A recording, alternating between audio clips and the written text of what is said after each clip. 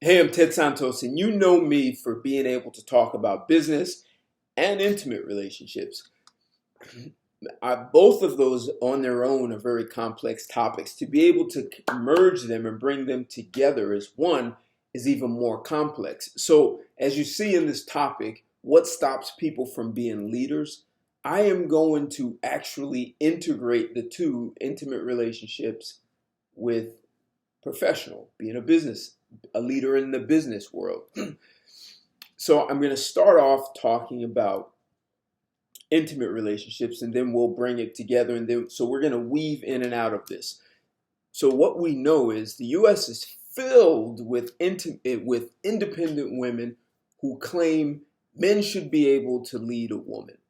The irony is most of those independent women depend 100% on men for things like roads and bridges, uh, planes, trains, skyscrapers, the homes they live in, airplanes. I could go on. But to me, uh, the real, I'd say, funniest thing is they say they have their own money. Yet most of them work for a company created by men. So that means they're still depending on men for their own money. That they say it's my money, I make it. I don't need a man. Yet they're depending on a man to build companies. So truly independent women would create their own Fortune 500 companies and compete in the global marketplace just like men do. And may the best man win. If they make better cars than men, then they should have reap the rewards of having a better company. What they would also get from that is they would get a little taste of equality when they have to build their own structures for generating money. The ultimate, you guys have heard me say this before, the ultimate way for them is to live on their own island, build their own civilization with roads, bridges, skyscrapers, planes, trains, buses, etc.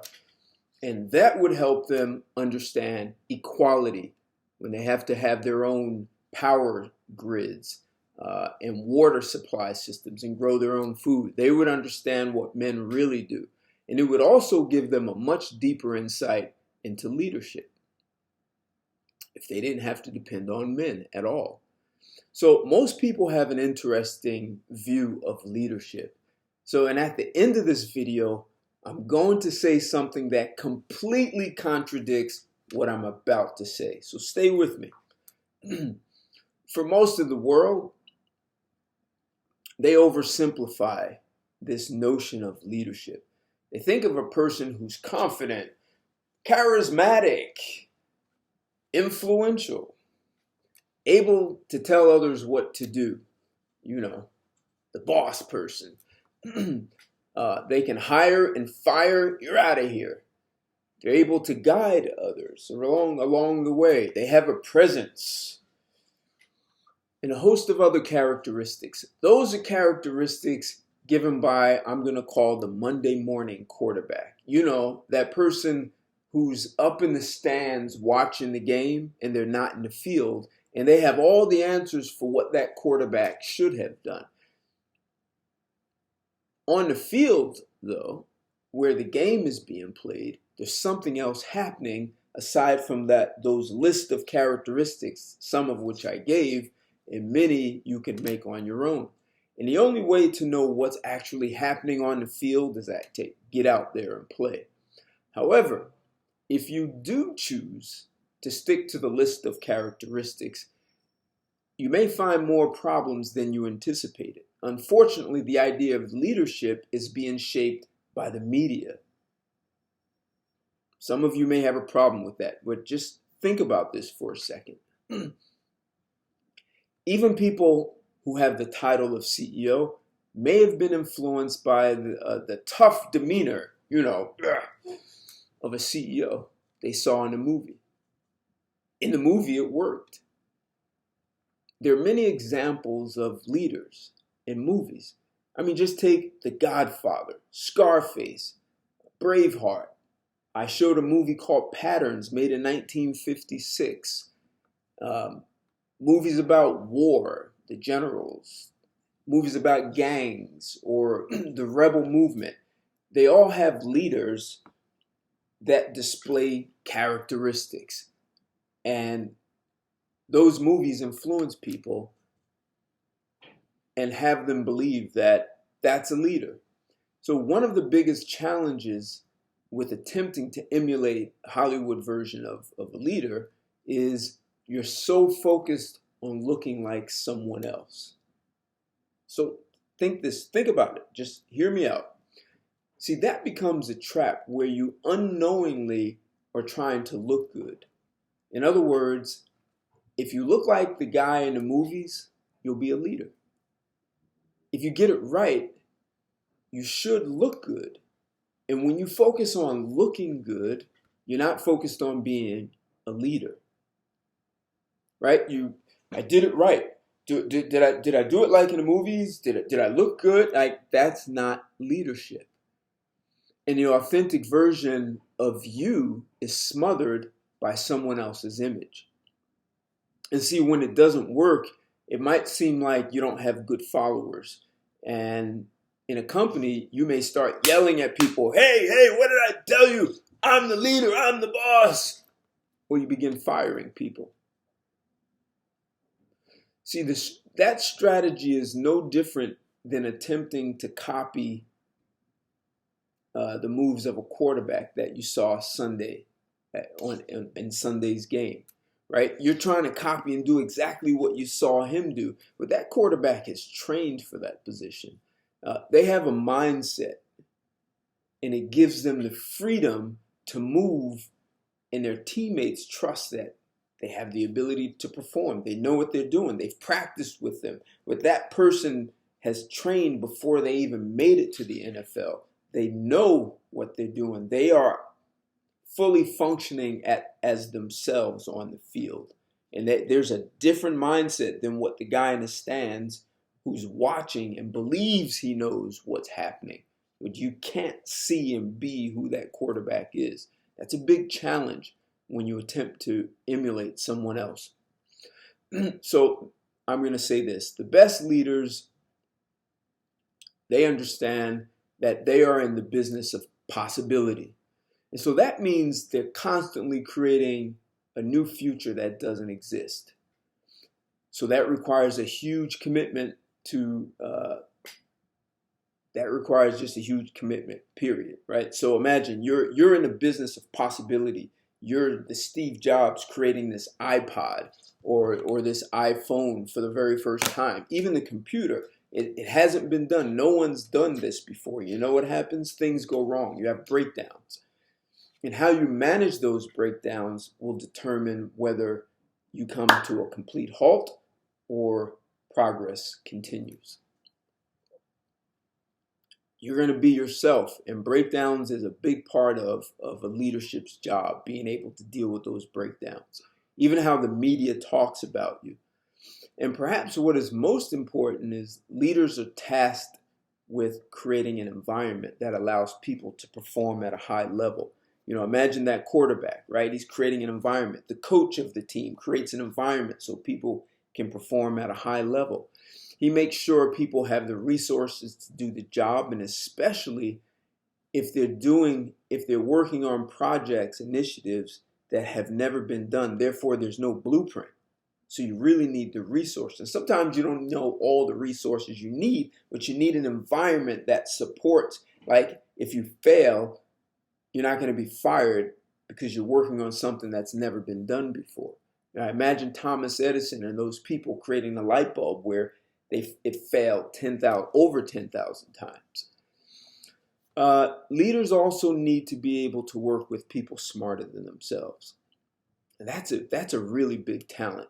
And then being able to have those people smarter than you, who are very smart, accomplished, work together as a team to accomplish the vision of the organization.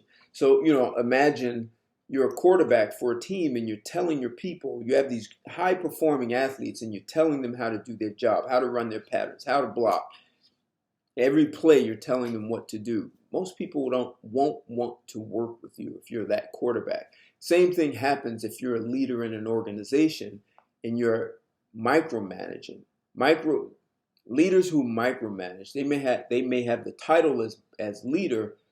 Micromanaging will have them lose their top performers, because top performers want to be able to just go out and do their job, not told what they're doing.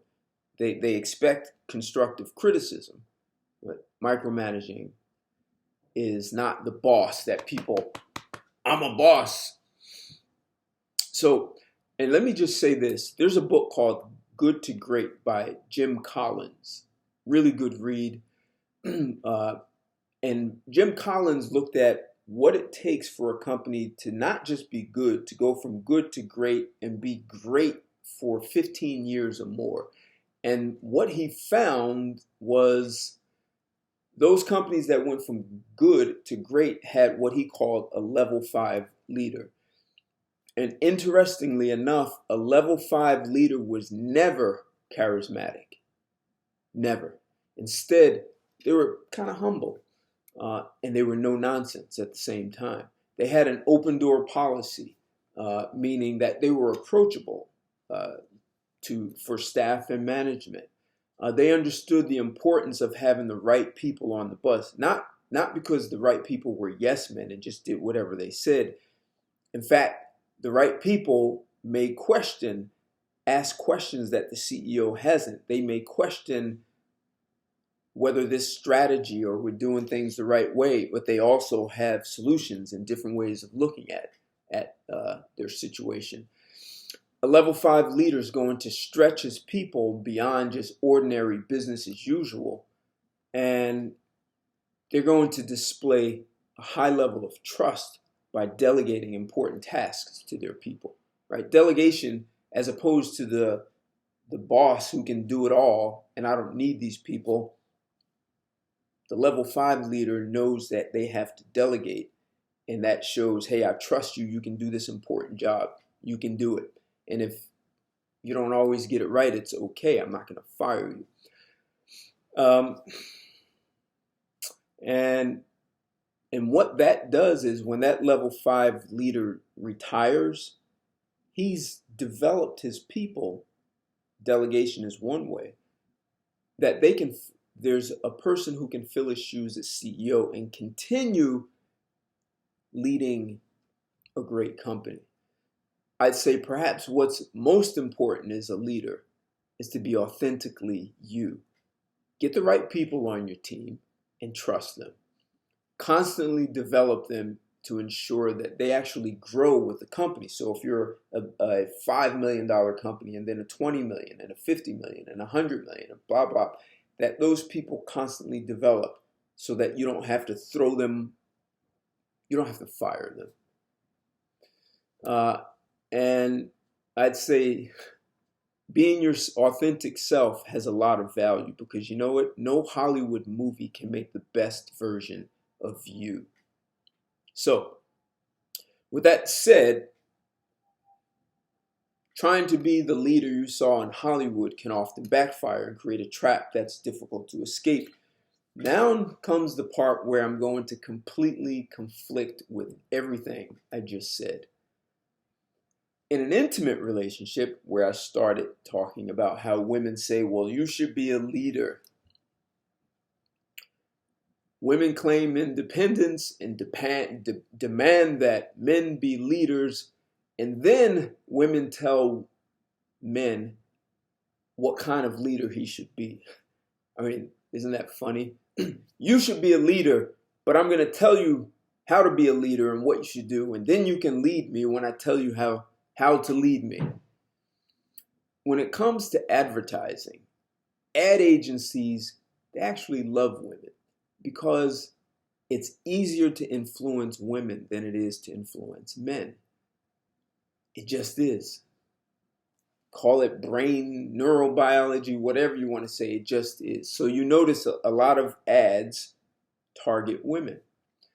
When you look at Hollywood, they are promoting products, images, behaviors, and it doesn't matter if it's a love story or an action movie. They're kind of doing what ad agencies do. They're promoting, they're advertising something. And once again, whether it's ad agencies or Hollywood, it's easier to influence women. So think about it. If you want to be a player, you can be effective with a woman by emulating characters in a movie. If you find a character who's popular and well liked by women, and you mimic that character, his words, his gestures, you're going to find a lot of success with women. And this can be done when it comes to being a leader. Why? Because she's already familiar with the character. The same character she's seen in the movie, there's a level of trust. It's been marketed to her. Her brain has received it. She'll understand it when you show up just like that guy in the movies. And she'll follow instructions from that character because she finds him pleasurable. She has an affinity for him. Even though it's you pretending to be the guy in the movie. And men who do this seem phony to other guys. However, women have already been influenced and they accept that kind of character into their lives. So using this strategy may not make you an effective leader in organizations. However, it can make you appear to be an effective leader to women, right? Conflicting, right? See, what you'll do is you'll look good, which is opposite of what is needed from leadership. So it's basically, I'm giving you a shortcut, right? It's really cheating. And for some men, this can be exhausting after a while because you're always pretending to be someone else. And then you hear women say, well, he changed one day. Well, he was tired of being who you wanted him to be. And yes, guys do this. And as you see, it's not a good long-term strategy. It's a way to get people to like you. That's not what leadership is about. So I'll give you another way to look at leadership. If you're a coach for an Olympic athlete, you're not concerned with getting that athlete to like you. You're training them to break records and bring home the gold. If you want to be the most effective leader in a relationship, you'll be like that coach for the Olympic athlete. You never have to pretend to be someone else. And while a woman might kick and scream, you've got boundaries and you're being too tough and it's always your way, she may kick and scream and do all of that in the beginning because of those boundaries you lay down. She'll respect you the most though, because you stand for something. And standing for something may be one of the best ways to express your power in the world. And leaders, I don't care if you look at Gandhi, you look at Steve Jobs, go down the list. Martin Luther King, people who stand, Malcolm X, when they stand for something, even if you don't like what they stand for, you respect them as a leader. And their ability to get people to join them on that stand, that sort of platform they've created to accomplish something, their vision. Whether you like their stand or not, there's a respect you have for that person.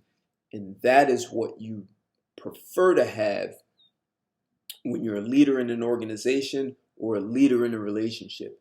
If you want that woman to really stand by your side and stand on that platform and support you, being yourself, standing for something, and being unmovable. Doesn't mean you don't learn something, right? If you find your stand is going in a dead-end street, then if you're intelligent, you'll reevaluate it. So the same thing applies when you're in business. But if you're pretending to be some character from Hollywood, that could get you in trouble because you may not see the dead end because you're too busy looking good and being someone you're not, and you don't understand how that character became to be who they are, but you don't need anyone to help you understand how you came to be. So your own authentic story and way of what I'll call way of being in the world is where your power is as a leader. And this So many people are afraid to just be themselves because they're not sure if people will embrace it. But really find something you stand for. Without that, it becomes much more difficult to be a leader in business, relationships, with your children, with anything. And this is one of the major reasons people don't become leaders. Love to hear your thoughts on this. Like this video, share it. Love to hear your comments. And I'll be back with more things. Thanks a lot. Thanks for watching. Take care. Goodbye.